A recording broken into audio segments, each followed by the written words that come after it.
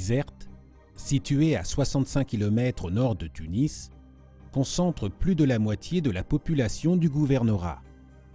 Face à la Méditerranée, la ville s'est érigée liée à l'activité portuaire du canal reliant la mer au lac de Bizerte.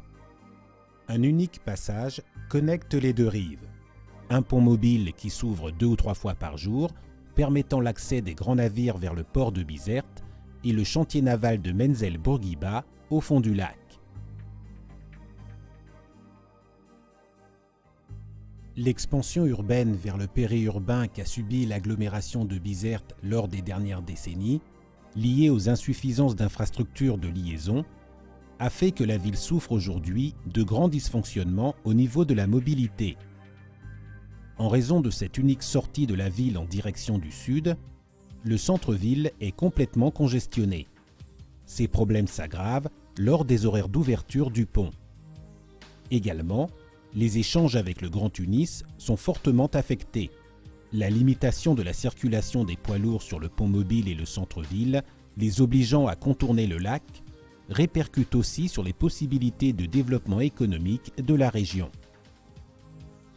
En vue d'améliorer l'accessibilité et de promouvoir le développement de la ville et de la région nord de Bizerte, le ministère de l'Équipement et de l'Environnement, par l'intermédiaire de la Direction générale des ponts et chaussées, a lancé l'étude de faisabilité d'une liaison permanente entre l'autoroute A4 et la ville de Bizerte. L'étude, financée par la Banque européenne d'investissement et développée par les bureaux d'études Tech Quattro et le consultant Ingénierie, est structurée en plusieurs étapes.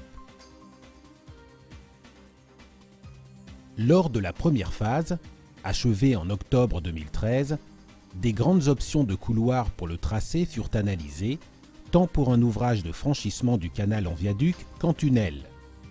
Après une analyse d'impact global, les variantes à travers les couloirs 4 et 6 furent retenues pour une analyse plus approfondie dans la deuxième phase d'étude avant projet sommaire qui vient d'être achevée.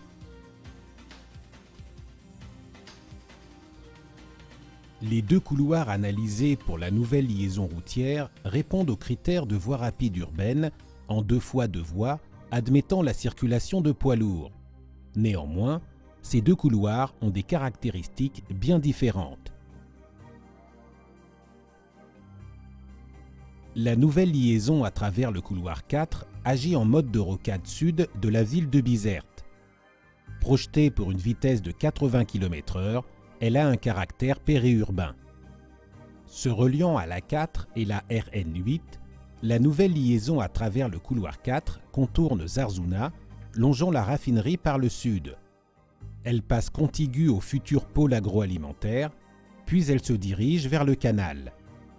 De l'autre rive, elle longe la cimenterie et les terrains militaires, puis se raccorde au réseau routier au niveau de la RN11, desservant directement les zones d'activités industrielles, logistiques et portuaires.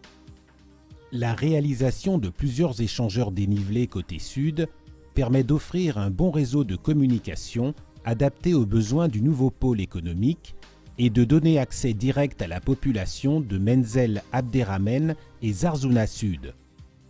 Ce tracé ouvre la porte à se prolonger avec une future rocade nord à la ville, devenant un axe de structuration de la croissance urbaine, desservant les quartiers ouest et nord de Bizerte et redistribuant les flux de circulation d'entrée à la ville.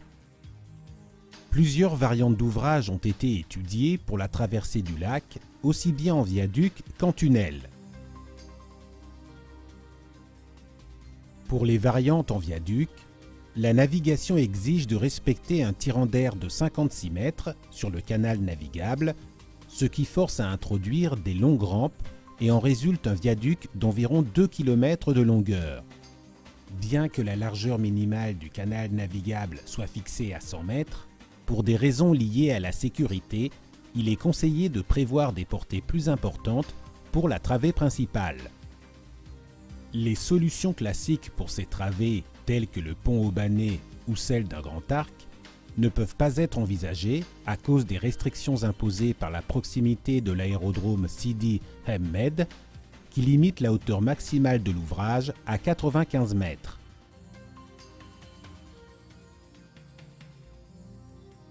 Dans le respect de ces contraintes, plusieurs typologies d'ouvrages ont été étudiées du point de vue faisabilité constructive, fonctionnelle, esthétique et budgétaire. Solutions en béton précontraint, d'autres plus légères avec tablier métallique en caisson ou en treillis, ou encore du type pont haubané extradossé avec des pylônes à hauteur limitée. De l'analyse réalisée, on peut conclure que les solutions les plus favorables au point de vue coût et faisabilité constructive sont celles d'un pont en béton précontraint construit par encorbeillement successif et celles en treillis métallique qui combinent la légèreté de l'acier avec des méthodes constructives caractéristiques des encorbeillements successifs.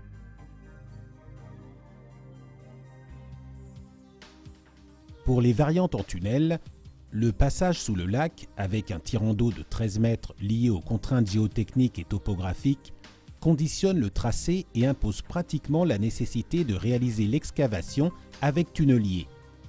Du côté nord, le tunnel est prolongé par une tranchée couverte, de façon à pouvoir rétablir la voie ferrée et les routes existantes. Il en résulte un tunnel de 2,8 km de longueur. Pour les ouvrages souterrains, la sécurité conditionne en grande partie le profil en travers type des 3 variantes analysées, devant garantir l'accessibilité aux équipes de secours et l'évacuation rapide des occupants des véhicules en cas d'urgence. Mais la réalisation d'un tunnel à travers le couloir 4 est finalement écartée en raison des coûts de construction beaucoup plus importants que pour les ouvrages en viaduc.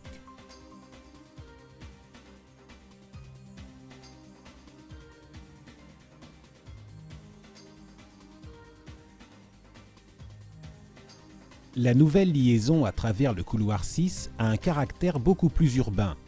Le milieu, fortement urbanisé, limite la vitesse pour le projet à 60 km/h et implique de forts empiètements sur des bâtiments et voiries. Le tracé défini par le fuseau 6 rentre dans Bizerte, rejoignant la RN8, à travers l'actuel accès sud à la ville. Puis il se sépare, avant d'atteindre le pont mobile suivant un axe déjà prévu par le plan d'aménagement urbain, reliant le centre de Zarzouna à Bizerte Nord derrière le port et la gare ferroviaire. Un giratoire permet de connecter avec l'avenue du 19 janvier et la RL 313. Bien que la largeur du canal à travers ce couloir soit bien plus réduite qu'à travers le couloir 4, le respect des contraintes imposées par la navigation et son insertion dans le milieu urbain conditionne la longueur totale pour un viaduc et lui impose un tracé courbe avec des pentes de 6%.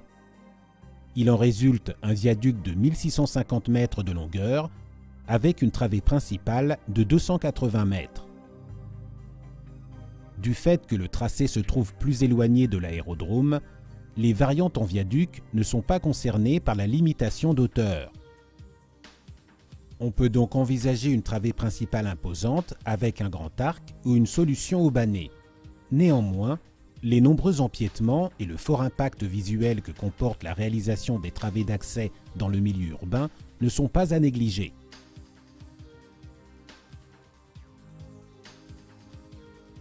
Pour les variantes en tunnel, bien que des solutions creusées avec tunnelier aient aussi été analysées, un tunnel immergé serait apparemment une solution plus adaptée tenant compte de la largeur réduite du canal.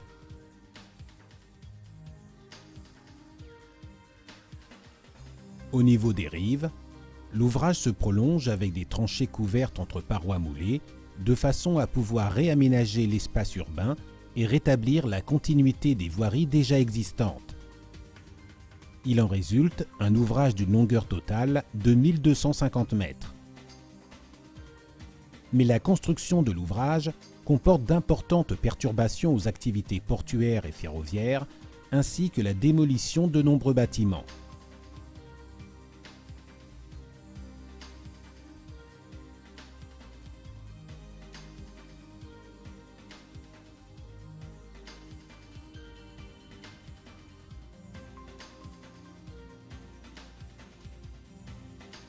Des études de trafic ont été menées dans cette phase. ce qui a permis de constater qu'à moyen terme, la nouvelle liaison à travers le couloir 6 ne permet pas d'absorber les prévisions de demande de trafic en raison de la congestion des giratoires et ne permet pas de répondre à la totalité des objectifs recherchés par le projet. Le couloir 4, avec ses échangeurs dénivelés, a une meilleure capacité d'absorption du trafic et permet de réduire notablement les temps de trajet interlacs. Il contribuera à décongestionner le centre-ville et à redistribuer les charges de trafic dans le réseau routier. En mode de rocade sud de Bizerte, la nouvelle liaison fournit une liaison structurante pour le développement urbain et socio-économique de la région de Bizerte. Elle répond aussi bien aux besoins de trafic urbain que régional et notamment aux échanges avec le Grand Tunis. Les études de trafic ont aussi mis en évidence la nécessité à moyen terme de prolonger cette route avec une rocade nord à la ville pour absorber une partie du trafic d'entrée à la ville à travers la RN11. La réalisation de la rocade contribue à mieux répondre aux objectifs recherchés pour le projet à moyen et long terme.